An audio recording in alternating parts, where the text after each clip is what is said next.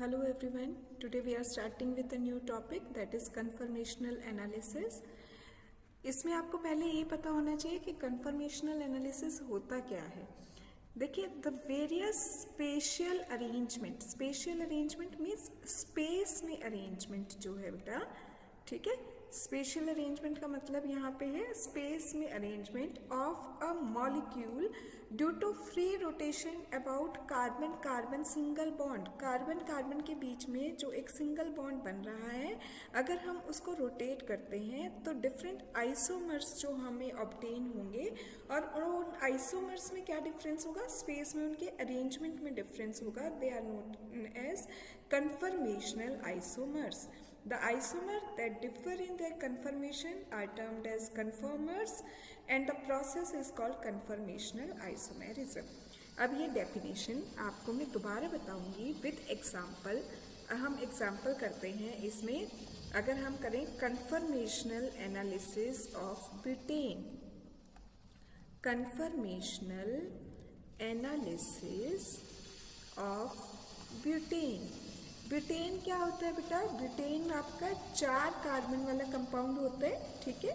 1 2 3 4 hydrogen complete कर दूं, CH3 CH3 CH2 CH2। अगर इसका न्यूमैन प्रोजेक्शन मैंने देखना है, न्यूमैन प्रोजेक्शन फॉर्मूला लिखना है। चलिए एक बार हम क्या करते हैं कि कार्बन की काउंटिंग भी कर लेते हैं। 1 2 3 4। मान लीजिए जो मैं रोटेशन दे रही हूँ कार्बन कार्बन सिंगल बॉन्ड में, वो सेकंड और थर्ड वाले कार्बन के बीच इस बॉन्ड को अगर मैं रोटेट करूँगी तो हम कंसर्न ज़्यादा इस बॉन्ड से हैं। हम पहले इसका न्यूमैन प्रोजेक्शन फॉर्मूला अगर मैं देखूँ, ये वाली जो बेटा सेकंड नंबर वाली कार्बन है, ये वाली जो कार्बन है, इसको मैं दिखा रही हूँ एक डॉट से। ये कार्बन है, इससे क्या जुड़ा हुआ है, 2 हाइड्रोजन जुड़े हुए हैं। 2 हाइड्रोजन मैंने इससे जोड़ दिए इस तरीके से, हाइड्रोजन हाइड्रोजन। एक इस कार्बन से क्या जुड़ा है, पूरा ये मिथाइल ग्रुप, ये मैंने इस कार्बन से जोड़ा मिथाइल ग्रुप। अब जो थर्ड नंबर वाली कार्बन है, ये कार्बन, इसको अगर मैं सर्कल से डिनोट करूं, इसको डिनोट कर रही हूं मैं एक सर्कल से। इस कार्बन से भी 2 हाइड्रोजन जुड़े हुए हैं, ये 2 हाइड्रोजन, 1 हाइड्रोजन 2 हाइड्रोजन। एक क्या जुड़ा हुआ है, मिथाइल ग्रुप। मिथाइल के बिल्कुल पीछे एक हमने लगा दिया मिथाइल ग्रुप। ये इस तरह से जो हम फॉर्मूला लिखते हैं, इसको हम बोलते हैं न्यूमैन प्रोजेक्शन फॉर्मूला।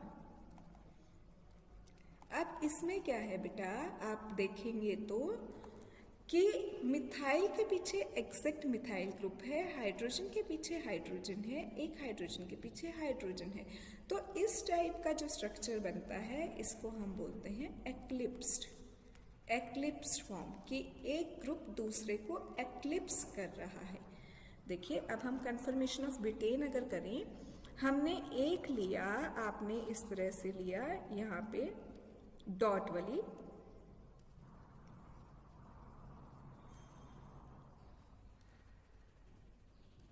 CH3H। दूसरे कार्बन को मैंने दिखाया था सर्कल से, उस पे जो मिथाइल था वो बिल्कुल एग्जैक्ट मिथाइल के पीछे, हाइड्रोजन बिल्कुल हाइड्रोजन के पीछे, और दूसरे हाइड्रोजन हाइड्रोजन के पीछे। ये थी हमारी एक्लिप्स फॉर्म। अब ये कहता है कि हम कार्बन कार्बन बॉन्ड के बीच में जब रोटेशन देते हैं, एक कार्बन को आप रखिए फिक्स, ये जो ऑरेंज वाली है डॉट वाली, उसको हमने फिक्स रखा, हम उसको नहीं छेड़ते, ठीक है। उसको रखिए आप फिक्स, लीजिए जी, इसको फिक्स रखूंगी अगर, तो मिथाइल जहाँ है वहाँ पे मिथाइल रहेगा, जहाँ पे हाइड्रोजन है वहाँ पे हाइड्रोजन, जहाँ पे दूसरा हाइड्रोजन है वहाँ हाइड्रोजन। ये कहता है जो C3 थी आपकी, जो आप बड़े सर्कल से दिखा रही हो, उस कार्बन को आप 60 डिग्री पे रोटेट कर दीजिए। उस कार्बन को अगर आप 60 डिग्री पे रोटेट करेंगे तो जो यहाँ पे ये ग्रुप प्रेजेंट था मिथाइल, ये जब 60 डिग्री पे आएगा तो यहाँ आ जाएगा, यहाँ आएगा तो ये आपको यहाँ नजर आएगा CH3।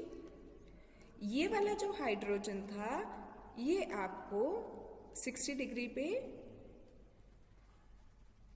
यहाँ नजर आएगा, और ये वाली जो हाइड्रोजन थी ये आपको 60 डिग्री पे यहाँ नजर आएगी। अब सारे ग्रुप्स जो हैं वो आप देखेंगे स्कैटर्ड हैं, आपको अलग अलग नजर आ रहे हैं। इस टाइप की जो आपकी कॉन्फ़िगरेशन बनी, ठीक है, इसको हम क्या बोलते हैं? इसको हम गॉश फॉर्म बोलते हैं। और ये स्टैगर्ड हैं सारे ग्रुप, स्टैगर्ड। फिर आप इसको एक बार 60 डिग्री पे रोटेट कीजिए। वही एक कार्बन हम फिक्स रखेंगे, उसमें हमने कुछ नहीं किया। ये वाली जो थी ऑरेंज वाली डॉट वाली CH3HH, सर्कल वाली जो थी उसको हमने फिर से एक बार 60 डिग्री पे घुमाया। 60 डिग्री पे बेटा जब आप इसे घुमाएंगे तो अब ये वाला जो मिथाइल है 60 डिग्री पे जब आएगा तो देखिए हाइड्रोजन के पीछे आ जाएगा कहीं ना कहीं CH3। ये जो सेंटर में जो हाइड्रोजन लगा हुआ था ये इस हाइड्रोजन के पीछे आ जाएगा, और ये वाली जो हाइड्रोजन थी ये मिथाइल के पीछे आ जाएगी। एक दूसरे के आगे पीछे अभी भी ग्रुप्स आ रहे हैं बट कंप्लीटली एक्लिप्स नहीं कर रहे हैं। जैसे फर्स्ट वाली में मिथाइल के पीछे मिथाइल था, हाइड्रोजन के पीछे हाइड्रोजन था, यहाँ पे क्या हो रहा है आपका, यहाँ पे मिथाइल के पीछे हाइड्रोजन है। तो एक्लिप्स तो हो रहे हैं पर पार्शली हो रहा है, तो इस फॉर्म को हम बोलते हैं पार्शली एक्लिप्स फॉर्म। ठीक है, अब फिर से एक बार 60 डिग्री पे रोटेशन दे लीजिए। फिर से 60 डिग्री पे रोटेशन देंगे, वही एक तो हमने फिक्स ही रखी है, उसमें हमने कोई चेंज नहीं किया। CH3HH। दूसरी जो सर्कल वाली है ग्रीन, इसको हमने फिर से रोटेट किया 60 पे, तो जो यहाँ पे मिथाइल ग्रुप था अब वो यहाँ आ गया। जो हाइड्रोजन के पीछे था वो यहाँ, दूसरी हाइड्रोजन यहाँ। अब इसमें देखेंगे तो आप मिथाइल ग्रुप एक दूसरे से देखिए 180 डिग्री पे हैं, कहीं बिल्कुल एंटी हैं एक दूसरे के। हाइड्रोजन एक दूसरे के एंटी हैं, ये हाइड्रोजन एक दूसरे के एंटी है। तो इस फॉर्म को हम बोलते हैं एंटी, और ये मोस्ट स्टेबल फॉर्म होती है बेटा, क्योंकि इसमें स्टेरिक हिंड्रेंस बिल्कुल ना के बराबर होती है, क्योंकि जो बल्की ग्रुप हैं वो एक दूसरे से 180 डिग्री के एंगल पे हैं। अब फिर से जी एक बार 60 डिग्री पे रोटेट करते हैं। ऑरेंज वाली को वहीं रखिए,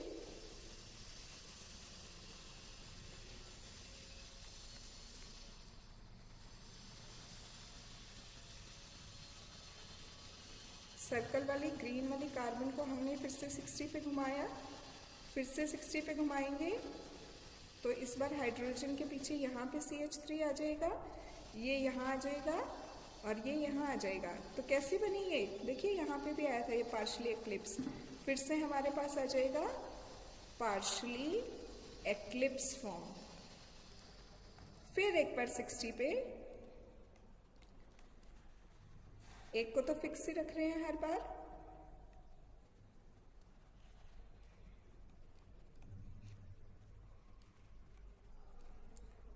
सर्कल वाली को हम घुमा रहे हैं। ये जो मिथाइल है अब 60 पे रोटेट करोगे तो यहाँ आएगा, एक हाइड्रोजन यहाँ, एक यहाँ, ये देखिए इससे रिजेंबल हो रही है ना। फिर से कौन सी फॉर्म आ गई, gosh.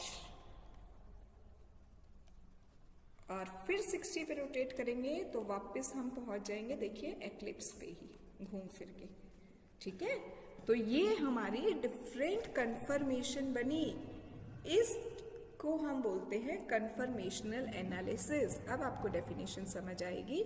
The various spatial arrangement, space में देखिए अलग अलग अरेंजमेंट आपको दिखाई दे रही है, कोई एक्लिप्स है, कोई गॉश है, कोई पार्शली एक्लिप्स है, कोई एंटी है। इनमें फॉर्मूला सेम है, केमिकल फॉर्मूला सेम है, लेकिन स्पेस में ग्रुप्स की अरेंजमेंट चेंज हुई है, क्यों चेंज हुई? Due to free rotation about carbon carbon bond. C2 और C3 के बीच का जो बॉन्ड था आपने उसको रोटेट कर दिया। ये जो आइसोमर्स हैं बेटा, these are known as conformers, और ये जो हमने पूरी आइसोमेरिज्म दिखाई इसकी, इसको हम बोलते हैं कन्फर्मेशनल आइसोमेरिज्म। ठीक है, यहाँ तक होपफुली सबको समझ आया होगा। अब हम एक इसका ग्राफ और करते हैं। देखिए ग्राफ, इसमें हम एनर्जी पढ़ेंगे डिफरेंट। ये कहता है कि जब 0 डिग्री आपका ये है, यहाँ से देखिए वाई एक्सिस पे हम ले रहे हैं इसमें पोटेंशियल एनर्जी।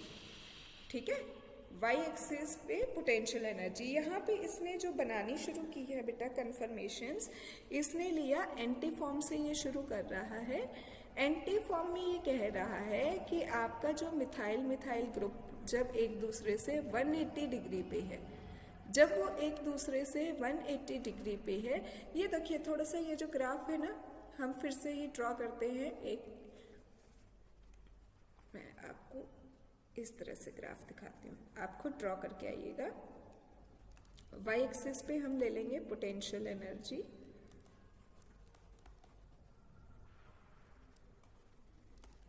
और इधर ना बेटा, इधर क्या कीजिए आप, डाइहेड्रल एंगल मतलब मिथाइल मिथाइल ग्रुप के बीच का एंगल 0 डिग्री, फिर हमने 60 पे रोटेट किया था, फिर 60 पे रोटेट किया तो टोटल 120 हो गया, फिर 60 पे रोटेट किया तो 180 हो गया टोटल, फिर 60 पे रोटेट किया तो टोटल 240 हो गया, फिर 60 पे रोटेट किया तो 300, फिर 60 पे रोटेट किया तो 360।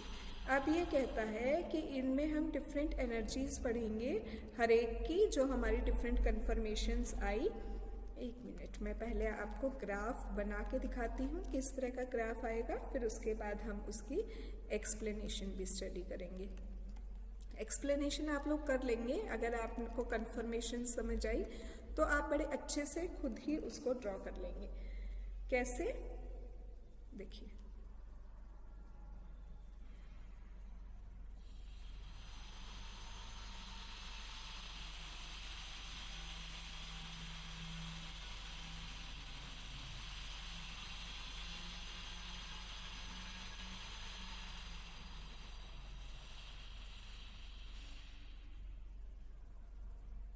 इस तरह से। कैसे, अब ये बेटा जब 0 डिग्री दिखा रही हूँ मैं, तो मैं कह रही हूँ कि एनर्जी हाईएस्ट है, इतनी एनर्जी है, तो इसका मतलब मैं आपको यहाँ पे ये वाली कन्फर्मेशन दिखा रही हूँ CH3H, और इसके एग्जैक्ट CH3 के पीछे CH3, H के पीछे H और H के पीछे H, ये है एक्लिप्स फॉर्म। एक्लिप्स फॉर्म में क्या था, मिथाइल मिथाइल के बीच का जो डाइहेड्रल एंगल था वो 0 डिग्री था।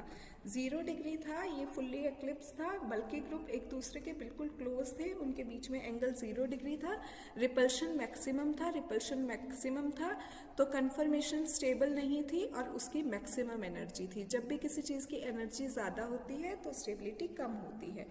फिर आपने जैसे ही उसे 60 डिग्री पे रोटेट किया, 60 डिग्री पे जब आप उसे रोटेट कर रहे हैं तो देखिए मिथाइल यही है H। जब आपने सर्कल वाले को रोटेट किया तो अब मिथाइल ग्रुप एक दूसरे से 60 डिग्री पे आ गए हैं और H भी, तो अब मिथाइल मिथाइल के बीच में जो डाइहेड्रल एंगल है वो 60 डिग्री है। ये वाली फॉर्म आपकी गॉश फॉर्म थी। तो इसमें क्या है कि मिथाइल ग्रुप एक दूसरे से 60 डिग्री पे आ गए हैं, तो रिपल्शन कम हुई है, रिपल्शन कम हुई तो एनर्जी कम हो गई, स्टेबिलिटी बढ़ गई है। तो देखिए एनर्जी हम यहाँ पे दिखा रहे हैं, एनर्जी हमारी कम हो गई। ये जो हमारी फुल्ली एक्लिप्स फॉर्म थी उसकी एनर्जी जो थी वो थी around 19 kilo joule mole inverse. ठीक है, 19 किलो जूल पर मोल।